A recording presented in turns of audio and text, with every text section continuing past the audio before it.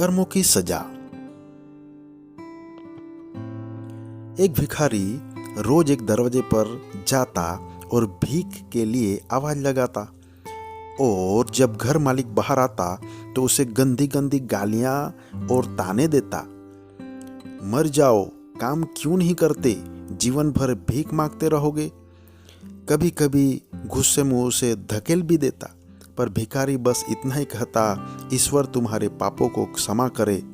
एक दिन सेठ बड़े गुस्से में था, शायद व्यापार में घाटा हुआ था। वो भिखारी उसी वक्त भीख मांगने आ गया। सेठ ने आव देखा न ताव सीधा उसे पत्थर दे मारा। भिखारी के सर से खून बहने लगा, फिर भी उसने सेठ से कहा, ईश्वर तुम्हारे पापों को क्षमा करे, और वहां से आगे जाने लगा। सेठ का थोड़ा गुस्सा कम हुआ तो वह सोचने लगा, मैंने उसे पत्थर से भी मारा पर उसने बस दुआ दी। इसके पीछे क्या रहस्य है, जानना पड़ेगा। और वह भिखारी के पीछे चलने लगा। भिखारी जहां भी जाता सेठ उसके पीछे जाता। कहीं कोई उस भिखारी को कोई भीख दे देता तो कोई उसे मारता, जलील करता, गालियां देता। पर भिखारी इतना ही कहता, ईश्वर तुम्हारे पापों को क्षमा करे। जब अंधेरा हो चला था, भिखारी अपने घर लौट रहा था। सेठ भी उसके पीछे था। भिखारी जैसे ही अपने घर लौटा, एक टूटी फूटी खाट पे एक बुढ़िया सोई थी जो भिखारी की पत्नी थी। जैसे ही उसने अपने पति को देखा, उठ खड़ी हुई और भीख का कटोरा देखने लगी।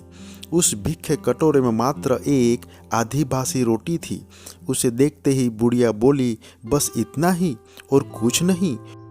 और ये आपका सर कहाँ फूट गया? भिखारी बोला, हाँ बस इतना ही।